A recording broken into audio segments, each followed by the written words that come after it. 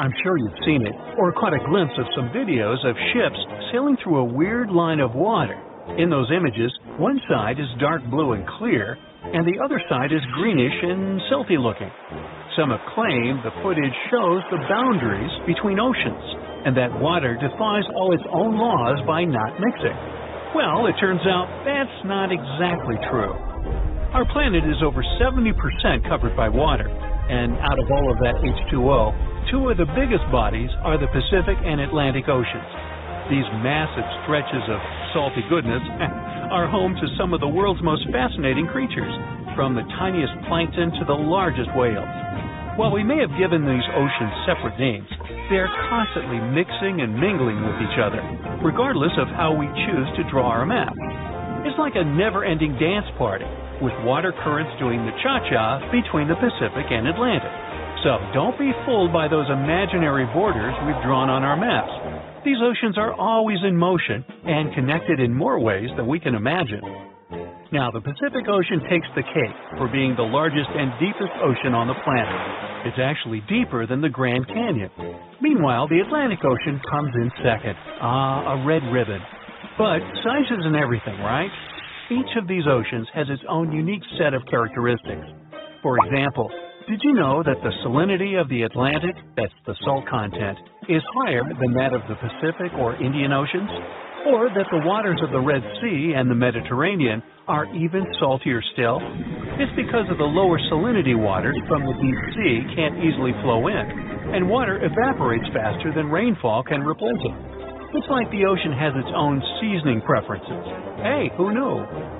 Now, let's talk about a little place called Cape Horn. If you look at it on a map, you'll have to scroll way down through South America. It's also where the Pacific and Atlantic Oceans come together to play. Here we can also find a powerful current that transports water from west to east, displacing volumes from the Pacific into the Atlantic. But let me tell you, traveling around Cape Horn is no joke.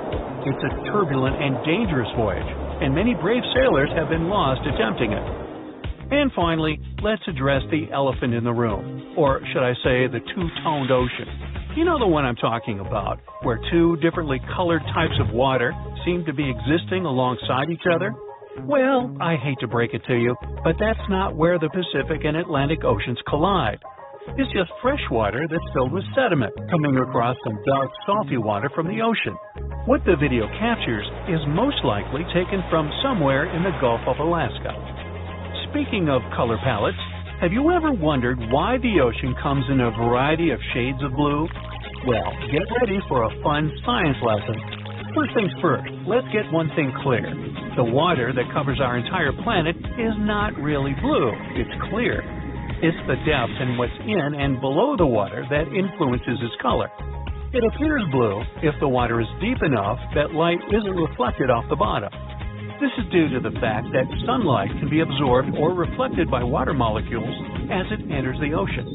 The shorter wavelengths of light are more likely to scatter, giving the ocean its blue color, whereas the longer wavelengths are absorbed close to the surface if there is nothing in the water but, water. But that's not all. The ocean's bottom and its particles can also affect the color. For example, in some areas of Greece, the water comes in a gorgeous turquoise shade. This happens due to the seafloor being filled with white sand or rocks. It turns a lovely light blue tint when the light reflects back up from the bottom. The health of the ocean can also be seen in its color. Rarely is the water clear, and it frequently contains suspended particles, contaminants, tiny organisms, and small plant and animal life. Like a doctor reading a patient's vital signs, oceanographers examine the color of the ocean to determine its health. Now, let's talk about phytoplankton, the tiny plants that give the ocean its green tint. These little guys use chlorophyll to eat up sunlight and, through photosynthesis, make up about half of the oxygen people need on our planet. Now, finally, let's talk about the deepest blue found in our planet's waters. Due to its location in the middle of a massive oceanic whirl, the water off the shore of Easter Island in the Southeast Pacific Ocean is deep and extraordinarily transparent. Here, the ocean's layers barely mingle, and nutrients aren't forced up from the deep bottom, leaving the water remarkably clear. For the human eye, it looks like it's indigo colored. So if you ever find yourself in the middle of the Pacific Ocean, make sure to take a peek. Now, consider this. Could there be any other body of water underneath the ocean?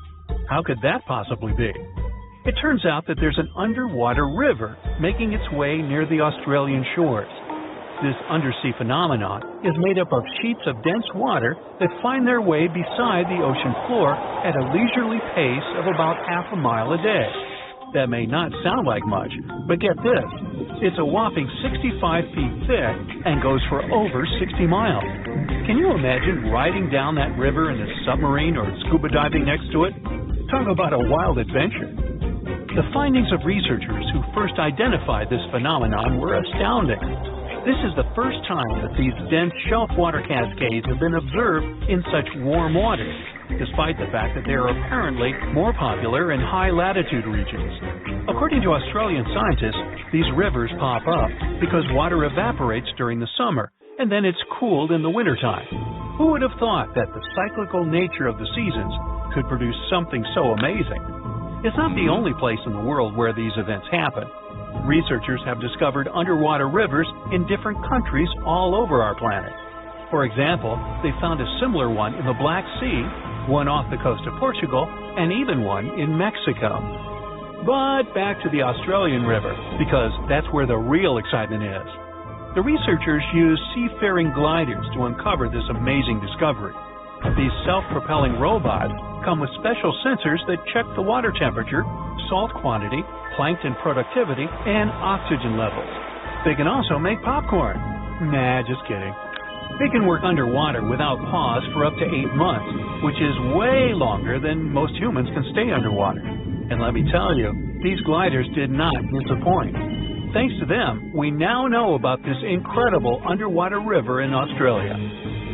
The majority of our ocean is still a mystery to us. That's both good and bad news, right? Well, on the bright side, there's much to be excited about in the future. Sure, exploring the universe sounds good, but there's still much to do here. So why not start with the deep blue sea? As for the information scientists don't yet know, don't worry. They're not just sitting around twiddling their thumbs. Through some good old-fashioned exploring, we're learning more and more about the secrets of the sea. As of 2021, we've only mapped about 20% of the seafloor using high-tech sonar systems mounted on ships. Now that's a lot, but when you consider that the U.S. seafloor alone is bigger than all 50 states put together, you can see there's still a long way to go.